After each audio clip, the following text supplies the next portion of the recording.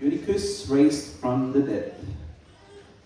So on the first day of the week, when we were gathered together to break bread, Paul talked with them, intending to depart on the next day, and he prolonged his speech until midnight.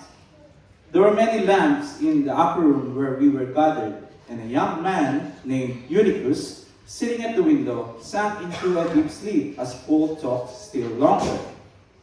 And being overcome by sleep, he fell down from the third story and was taken up dead. But Paul went down and bent over him, and taking him in his arms, said, "Do not be alarmed, for his life is in him." And when Paul had gone up and had broken bread and eaten, he conversed with them a long while until daybreak, and so departed. And they took the young away alive, and were not a little comforted. Let's pray. Thank you, Lord, for your word this morning as we come to hear it preach. May you give us attentive minds. May you open our hearts and humble our hearts, Lord, and give us ears that we may hear and listen to your word this morning. Help us not only to understand your truth, but also to receive it and to also obey it and apply it in our lives. And above all, help us to see Christ clearly and to be transformed by your word this morning. In Jesus' name we pray. Amen. So last week we looked at verses 1 to 6 of chapter 20. The first glance, this passage seems to be nothing more than just a general travel itinerary of Paul and his companions. But as we have examined it more clearly, we saw that it reveals Paul's deep love for the church. We saw that this love expressed in three ways. First is by building up the church. Second is by giving to the church. And thirdly, by persevering for the church. Yet all these expressions of love flowed from a greater source. Paul's love for the church was only possible because of his love for Christ. And even that love did not originate from Paul. It began with Christ's love for him. Paul was a man who had been transformed by grace, a man who has never forgot that he was first loved by Christ, first pursued by Christ, and who has been saved by Christ. And this is really the foundation of all true Christian love.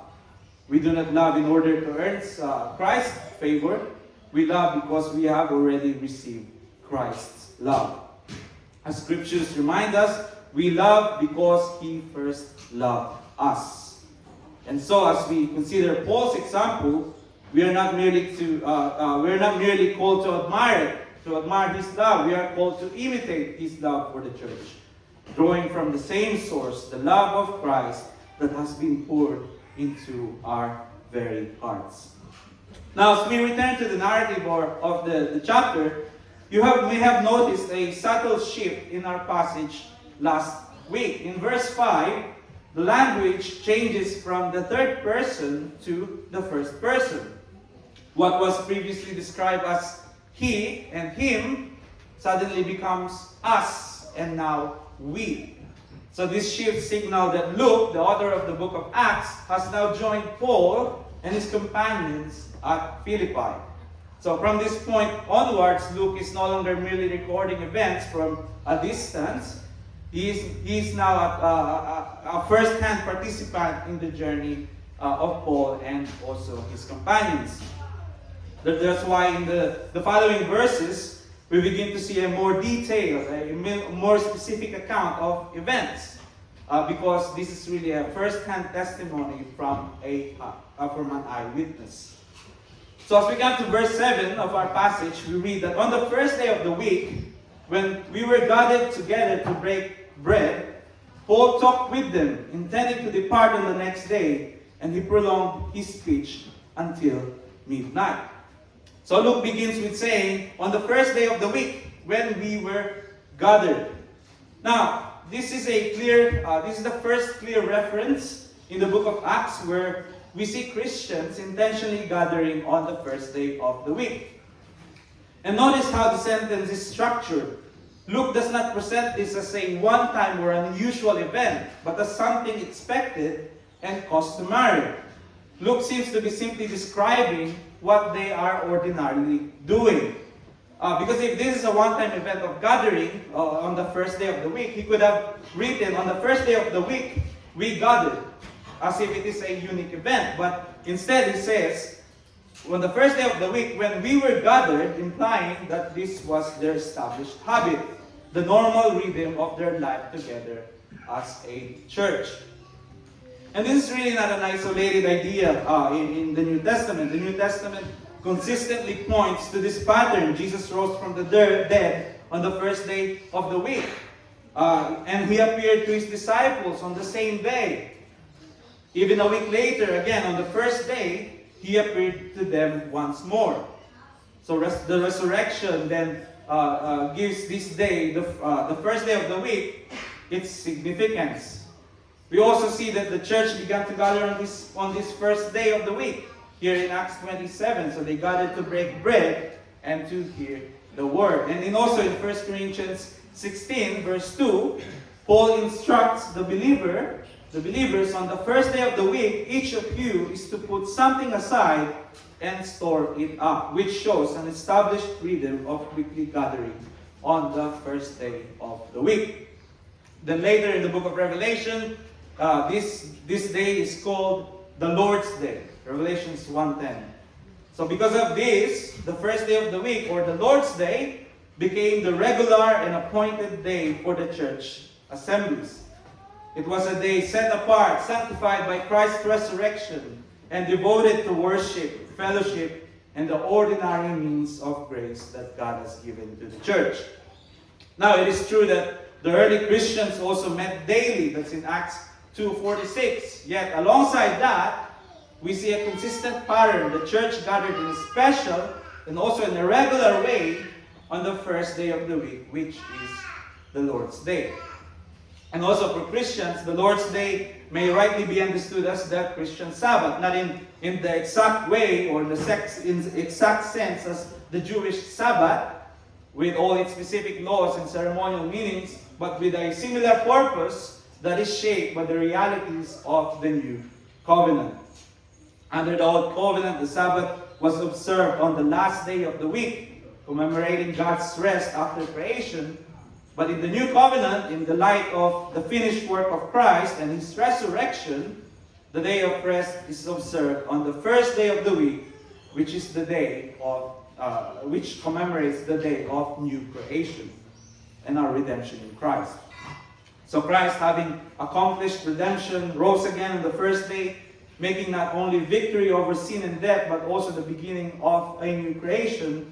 And so the church gathers in this day, not merely to remember creation, but to celebrate our redemption in Christ.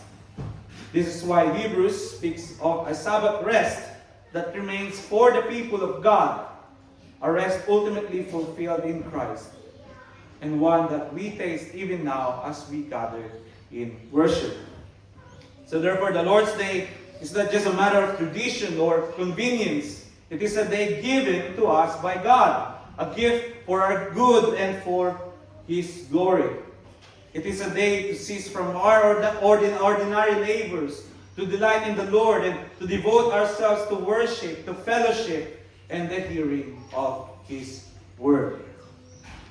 So when we gathered on the first day of the week, we're not simply following our schedule. We are actually stepping into a rhythm established by Christ and by the rhythm that's been practiced by the apostles in the early age. A pattern of early church, a pattern that calls us to rest in Him and rejoice in the salvation our Lord has accomplished. So as we continue in our verses, verse 7, we read that they were gathered together to break bread. Now, this may refer to the Lord's Supper, or at least a shared meal centered on Christ, marked by fellowship, remembrance, and communion with Him. And then in that gathering, continuing in verse 7, Paul talked with them. So this refers to Paul teaching the congregation. And Luke adds that Paul was intending to depart on the next day. So because of that, he prolonged his speech until midnight. Now, from our perspective, we might wonder how long their gathering lasted. if we were to think of our modern context, morning until midnight, that would seem like an entire day without actually resting. But the early church often gathered in the evening in that time, luckily due to work responsibilities during the day and also because of the persecutions. This explains why lamps are mentioned in the following verse, in verse 8, because they needed light as they gathered. So their meeting likely began at night and finished at night as well. But in this particular instance, it extended late into the midnight as Paul prolonged his speech. So the question is, was it usual for Paul to speak this long? Perhaps there were times that he did speak really long, but actually Scripture was silent regarding Paul's sermon length. But here in our passage, Luke is indicating that there was a specific reason for the prolonged speech of Paul, meaning that it was not a usual length of his teaching. There was a particular circumstance that caused him to continue teaching for so long. So what's the reason? Because he was intending to depart the next day, as the passage says. So naturally, Paul wanted to make the most of the limited time that he has. He had to prolong his teaching, his speech. But as we think about it, Paul could have simply departed the next day and just returned at another time and continued his teaching. So I really think that there's another reason behind the urgency of this particular gathering. It seems that Paul understood that this might be his last opportunity to see these believers face to face. Because as we have read from before in Acts 19, right, and also later in Acts in chapter 20, we see that Paul was determined to go to Jerusalem. And if we move forward a bit in Acts 20:16, we are told that he was actually hastening to be in Jerusalem. Why? First, because he was constrained by the will of the Spirit. That's what Paul said to the Ephesian elders in Acts 20:22. That's also what he said in chapter 19:21. Paul resolved in the Spirit to go to Jerusalem. So the first reason why he was hastening to go to Jerusalem, because he was constrained by the Holy Spirit. And secondly, the second reason is that he desired to bring the aid to the believers in Jerusalem, particularly to the poor. So he was hastening to go to Jerusalem. But as Paul was rushing or hastening to be in Jerusalem, Paul also knew that this journey, that going to Jerusalem, would come at a great cost. Because in verse 22 and 23 of chapter 20, he said, I am going to Jerusalem, constrained by the Spirit, not knowing what will happen to me. What will happen to me there, except that the Holy Spirit testifies to me in every city that imprisonment and afflictions await me. So although Paul did not know every detail about what was going to happen to him in Jerusalem, he knew that suffering was actually certain in his life. So the opposition he faced, especially from the Jewish authorities, had been growing. Everywhere he went, hostility followed him. So in going to Jerusalem, the very center of that opposition, Paul was, in a sense, walking into danger. And this helps us understand what is happening in verse 7. There seems to be a sense in Paul that this may be the last time he will see these believers face to face, the last time that he will teach them. And so he prolongs his speech. Not out of carelessness, but out of love. He wants to give them as much as he can while he still has the opportunity. So as we continue in verse 8, it says, there were many lamps in the upper room when we were gathered. Then in verse 9, a young man named Eutychus, sitting at the window, sank into a deep sleep as Paul talked still longer. And being overcome by sleep, he fell down from the third story and was taken up dead. So here Eutychus, seated by the window. Now, another question we ask is, why did he sit at the window? It's an unusual place to actually listen to a sermon. Now, most likely, he was actually trying to get some fresh air. With the heat and smoke inside the room because of the many lamps in the upper room, right, in verse 8, and combined it with the late hour and Paul's extended teaching, it is not surprising that he would begin to feel drowsy. So sitting by the window would have been the best place for him to stay awake, or at least that was his intention why he was sitting there. But as Luke tells us, sleep overcame him, and he fell into a deep sleep. So he fell from the third story and was taken up dead. Now, some commentators suggest that he was only unconscious, that he's not truly dead, but Luke, the author of Acts, in a position by profession, clearly declares him to be dead. So Luke would definitely have known the difference between unconsciousness and also death. And yet he deliberately records in the book of Acts that Eutychus was taken up dead. So he's dead. And yeah, it's just so much of a consequence for sleeping in a sermon. Dying just because you fell asleep during a sermon. But I think we should ask again this question: is it really too much of a consequence for sleeping in a sermon? Is sleeping in a sermon really not an offense worthy of death? Is that really how we treat the preaching of the word too lightly? We must understand that when God's word is opened and faithfully proclaimed, it is God himself addressing his people through his word. To sleep through that moment is not merely to drift off during a talk. It is, in a real sense, to disregard God and to show a lack of reverence for God, the one who is speaking. Now, of course, in our modern setting, when someone falls asleep during a sermon, we don't expect them to be sitting by a window and fall from a 3-story building. The physical consequences may not be as immediate or as dramatic in Eutychus' situation, but that does not mean there is no consequences at all. Because while we may not fall from a building physically, the greater danger is that we grow spiritually dull. We spiritually dying because we are not feeding our souls with the word that gives us life. Our bodies may be alive, but our hearts can become increasingly cold and unresponsive to God. The Word of God is not merely information for the mind, it is nourishment for our soul. As Jesus said, man shall not live by bread alone, but by every word that comes from the mouth of God. Jesus himself gives us a warning in Luke chapter 8, take care then how you hear. It is not enough to be present under the preaching of the word. We must be attentive, we must be receptive, we must be responsive. The manner in which we listen matters deeply to God, and sleeping would not be doing those things. But before we begin to be too harsh on Eutychus for falling asleep and falling out of the window, let us actually turn the question toward ourselves. Have you ever fallen asleep during a sermon?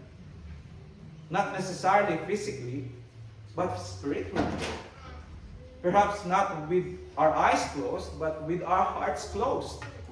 Not falling into a deep physical sleep, but drifting into a quiet disinterest toward the preaching of God's word. We sit there thinking, I've heard this sermon before, or I'm already familiar with this topic, I don't really need to listen. Sometimes it may even be about the delivery. This isn't really engaging me, or more subtly, this isn't my favorite preacher, so I don't feel compelled to pay attention. In those moments, often without even realizing it, we begin to disengage, and though the word of God is being faithfully proclaimed, we begin to treat it as something unnecessary, something we can afford to tune out and disregard. And that is really the danger here. It is not always our open rejection to the word, but our quiet indifference to the word. Not always our deliberate resistance to the word, but the slow drifting of our hearts from the word of God. And over time, that drifts dulls our sensitivity to the truth, and what once convicted us no longer moves us. And above all, our disinterest in hearing God's word is not merely a problem with our attention. It becomes an act of irreverence toward God himself, because it is his word that we are actually hearing. So before we point at Eutychus, we must examine ourselves. How often have we, in one way or another, fallen asleep under the preaching of God's Word? How often have we been present in the body, but actually asleep in the heart?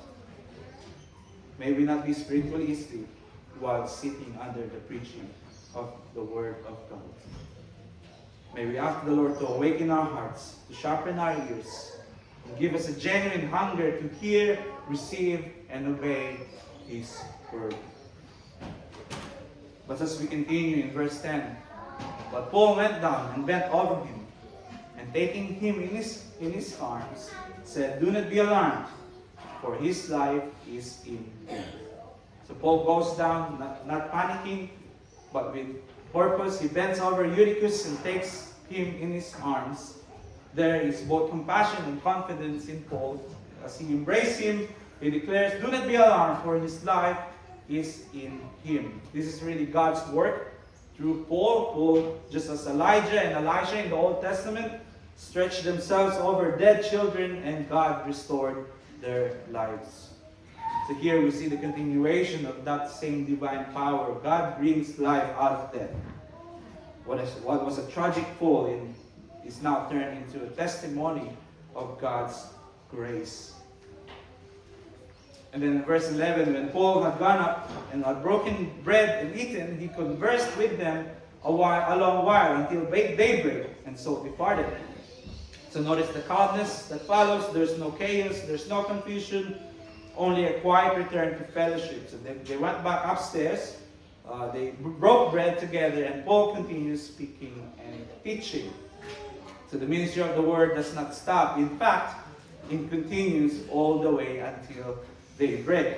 And what does it mean? It shows us that the priority of the word, even in the midst of an extraordinary miracle, the focus returns to the teachings, to the fellowship, or to the ordinary means of grace. The miracle confirms the power of God, but the word remains central in their fellowship. And then finally in verse 12, "And they took the youth away alive, and were not a little comforted." So Eutychus was restored and was alive, and the people were not a little comforted, which means that they were greatly comforted by this reality.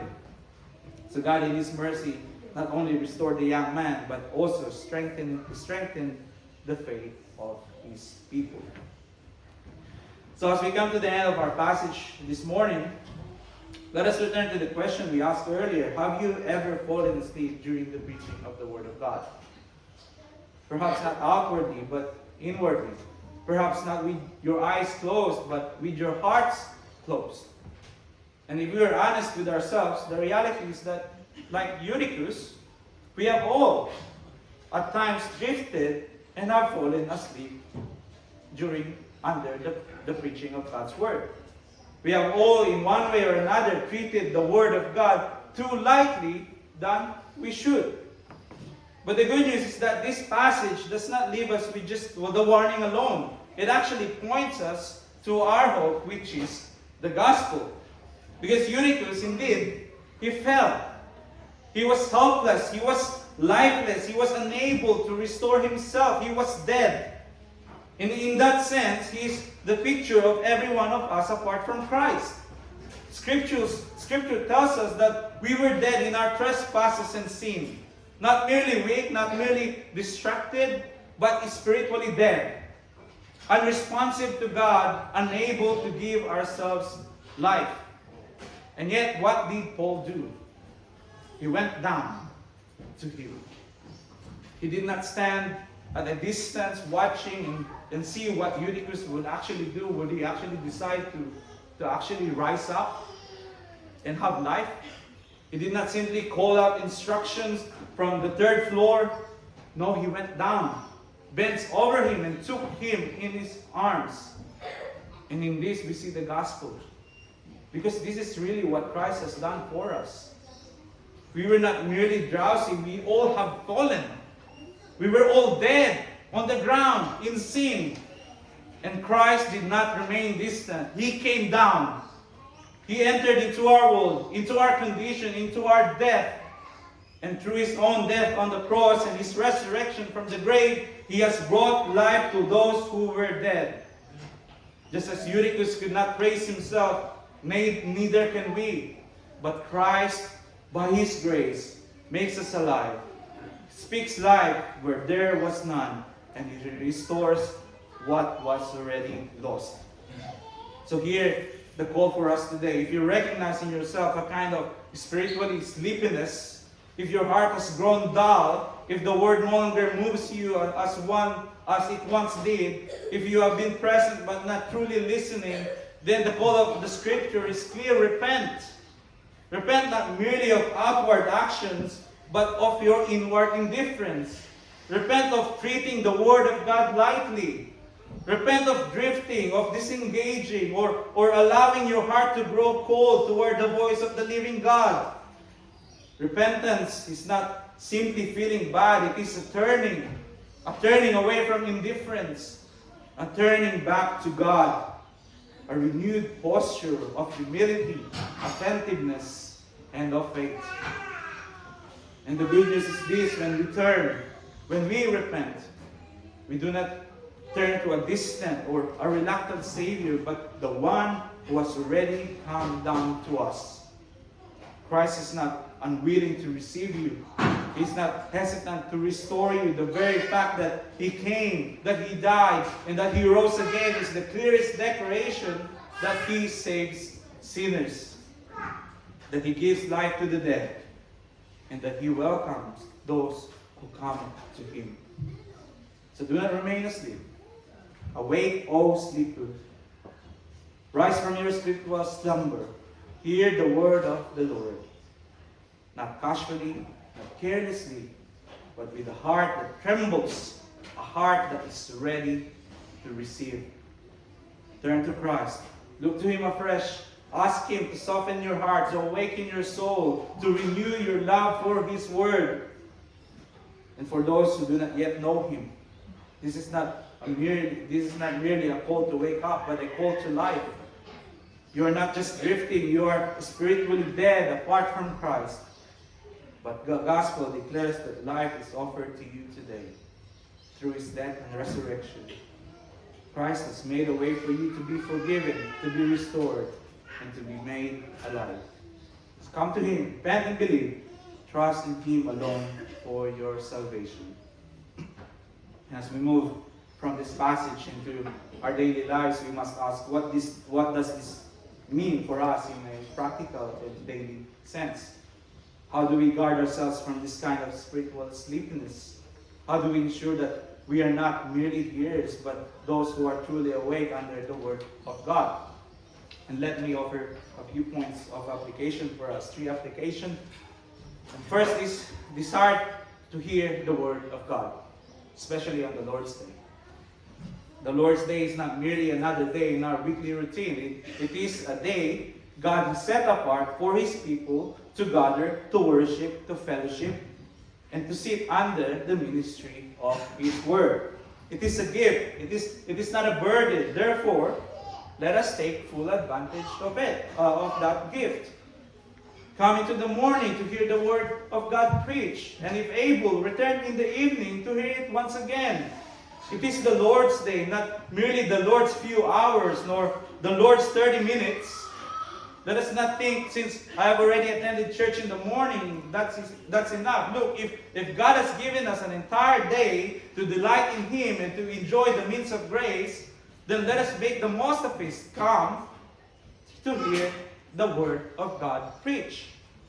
Do not approach the Lord's Day merely out of habit or obligation, but with eagerness and expectation, with a genuine hunger for the Word of God. Come because you want to hear what God has to say. Come because you need to be reminded of the gospel. Come because your soul needs to be fed, encouraged, corrected, and be strengthened. As the psalmists say in Psalms 42, as the deer pants a deer pants for flowing streams, so pants for my soul for you, O God. This is the kind of desire we should cultivate. Not merely a desire to attend a service, a church gathering, but a desire to encounter God through His appointed means of grace. Let us desire indeed to hear the Word of God. So that's the first one. Desire to hear the Word of God, especially on the Lord's Day. And the second one is examine the Word. Be an exegetical hearer. So the task of the preacher is to carefully interpret the text, to draw out its meaning, and to faithfully proclaim it to the church. But the responsibility does not actually stop with the preacher. The hearer also has a responsibility. You are not called to be a passive listener who simply sits in the pew while the preacher speaks. You are called to listen actively, to listen carefully, and to listen discerningly. As the preacher exegetes the text in order to preach it, the hearer should also be, in a sense, be an exegetical hearer. Not by standing up and started preaching because you're no longer hearing them, you're now preaching, but by carefully listening to what the Word is actually saying. Follow along with the passage. Pay attention to the words, the context, the argument, the main point of the text. Think about what is being said rather than simply waiting for the sermon to finish. Ask yourself, what does this passage actually say? What does this mean? What does this teach me about God? What does it reveal about my sin and my need for Christ? What does it call me to believe, and how does it call me to live His Word? And don't simply accept everything you hear because it comes from the pulpit. Test what is being preached against the Scriptures. We see this in Acts 17:11, where the Bereans received the Word with all eagerness, examining the Scriptures daily to see if these things were so. So notice the balance in this account. They received the Word eagerly, but at the same time, they also examined the Scriptures carefully. That means good listening requires effort. Bring your Bible, follow the text, take notes if that helps you concentrate. Listen for the main argument. Notice how the preacher is drawing his conclusions from the text. And when something is said, ask yourself, where is this coming from? The Bible. And perhaps most importantly, don't listen merely for someone else. Listen for yourself. It is easy to hear a sermon and immediately think, oh, I know someone who really needs to hear that sermon. But the first question that we should be trying to answer is, Lord, what are you saying to me in this sermon? The Word of God is not merely information to collect. It is truth to receive and to obey. So don't merely listen for interesting thoughts or for good illustrations or for something that you can remember later. Listen for Christ. Listen for the gospel. Listen for what God is calling you to believe, to repent of, and to obey. Be an exegetical hearer. Let your Bible be open. Let your mind be engaged. Let your heart be humble. And let your life be ready to respond to the Word of God. Then third, prepare for the Word. Make every effort to prepare yourself to receive the Word. So we should not expect to receive the Word fruitfully if we continually come unprepared. Just as a farmer prepares the soil before planting the seed, we should prepare our hearts to receive the Word of God. And preparation begins before we arrive at church. We pray beforehand. We ask God to give you understanding, humility, and receptive hearts. Pray the words of Psalms 19. Open my eyes that I may behold wondrous things out of your law. So we ask the Lord to help us see Christ, to understand His truth, and respond faithfully to what He is actually teaching us. Examine your heart. Is there known sin that you are holding on to? Is there bitterness, pride, destruction, or particular attitude that may hinder you from receiving the Word? Confess it to the Lord and come with humility. And also prepare yourself physically as well. Get enough sleep so you don't feel sleepy. If you know that staying up late on Saturday will leave you exhausted on the Lord's Day morning, then make the necessary adjustments. We should not deliberately make ourselves tired and then wonder why we struggle to listen in the sermon. There are, of course, times when we are genuinely tired because of work. because of family responsibilities or sickness or other circumstances, but where we have control, let us be wise in dealing with those. Then come early. Don't arrive rushing through the doors in the last minute, distracted and trying to settle yourself with the gathering when the gathering is already beginning. Give yourself time to quiet your mind, to pray, to open your Bible, and to prepare your heart. And just think about these things. If you were meeting with someone important whom you deeply respected, you would make an effort to be prepared. And how much more when we come together as God's people to hear His Word. And remember, preparation is not about trying to make ourselves worthy to hear God's Word. We do not prepare ourselves so that God will accept us. We come because Christ has already made a way for us to approach God. And rather, preparation is an expression of our hunger, our humility, and also our reverence towards God and His words. Begin preparing before you leave home. Pray on the way. Pray before the service. Pray as the Bible is opened. And pray that God would use His Word to do what He only can do. Because the question is not whether the Word will be preached faithfully. It's just the first question of coming here and under the seating of the Word of God. The question that we must also answer is, will we be ready to receive the Word that will be preached faithfully? So prepare your heart, prepare your mind, prepare your body. Come rested, come prayerfully, and also come hungry. Receive with meekness the implanted Word. James 1:21. Let us pray. Father in heaven, thank you for your Word, which gives us life, corrects us, which leads us to Christ. Forgive us for the times when we have heard your Word with distracted minds and unmoved hearts. Awaken us from our spiritual sleepiness and give us a genuine hunger to hear, to receive, and to obey your Word, Lord. Help us to treasure the Lord's Day, to listen carefully, and to prepare our hearts to receive your Word with humility. And above all, Lord, remind us that our hope is not in ourselves, but in Christ, who came down to save sinners and gives life to those who trust in Him. Make us faithful hearers and obedient doers of your Word. This we pray in Jesus' name.